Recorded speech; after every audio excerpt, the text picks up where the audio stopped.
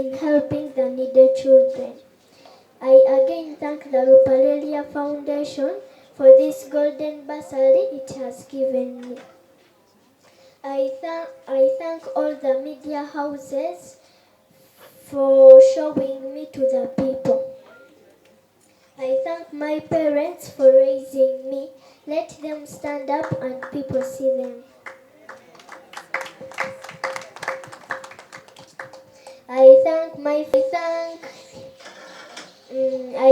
Let me use this platform to thank Just the Black Man for introducing me to the people.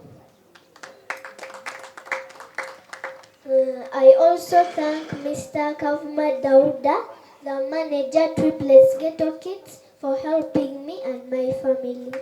Let him stand up and people see him.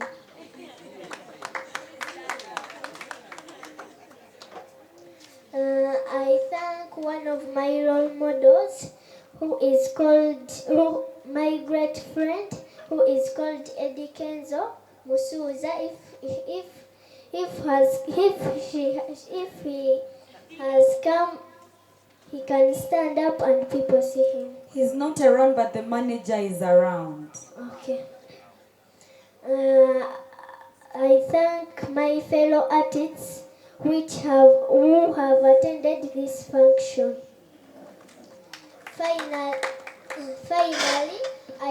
Finally, I urge you all my fans to like my Facebook page in the names of Felista the Superstar.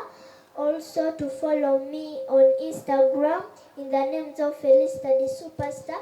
Also to subscribe my YouTube channel in the names of Felista the Superstar official. Thank you. So Spice, olunaku lwali tubadde wano ne Felista, and of course gano mawulire malungi nnyo, and of course you've been there for her. Oli omu ku abafunye certificate oba tugirabyeko tugirabe wano ng'ofunye certificate. So otubuulire, what does it mean ku mwana omuto nga Felista? Bannange kitegeeza buli kimu. Mukama mulungi nti mu season eno oba mu kisa kino mu kyasa mulimu abantu nga aba Mr. Rajiv abayambyeko abaana abatono ddala balina talents ffe twafuna mukisa ogwo naye kyessanyu era n'ensonga lwaki ngambye kanzije bampadde invitation because I'm happy for Felista. Mmanyi kyekitegeeza okubanga obadde toyina nawe osomera musula njala ne bakuwa basali ey'osomera mu ssomero eri obukadde n'obukadde ate nga ogenda funa ne education ennungi. So I'm so happy for her era Mukama mukwatireko asome bulungi kimu kimutambulire bulungi bambi. Yeah. What's the biggest role that you've played in Felista's life? Role ki gy'ozannya mu bulamu bwa Felista? Kuba ndabye naye akwebaza nnyo nagamba thank you Spice if you're around. Simanyi nnyo okuleka ng'omubuuziza naye just nze kyemmanyi lwe namusinkana bamundeterako ku studio yange nga bangamba waliwo omwana omuto ayagala okulaba faaniwo oli role model we.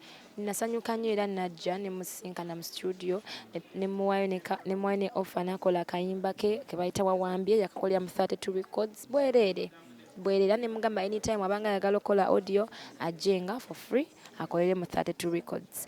But I've been there like a friend, musanga ku bivulu, musanga backstage nandaga omukwano napase haga ndabye nadduka. So basically mwagala nnyo because mwana muto naye ate respectinga n'abayimbi banne ku myaka gye. Bubaka ki bw'oyinza okuwa abazadde abali eyo nga gwe Spice abazadde abalina abaana bali so talented? Mazima gennyini kyendabyeko leero omuzadde alina omwana we ng'alina talent bambi musupportinge kuba kati ono omwana kyakoze leero ataasiza abazadde be osasula school fees almost emyaka ng'ebiri olwa talent ye because kyemanyi bamulabye oba bamusiimye nomu appreciating nga nomuwe ne offer oba bursary because of her talent. Naye kati imagine omwana obadde omuganya okukola kyamanyi oba kyayagala oba ekitone kye n'okidde mabega n'okimuziyiza. So ffenna abazadde abali eyo abaana bambi mu supporting talents zaabwe kyonna ky'osobola okukola tomanya gyeyinza mutwala. Toyanza.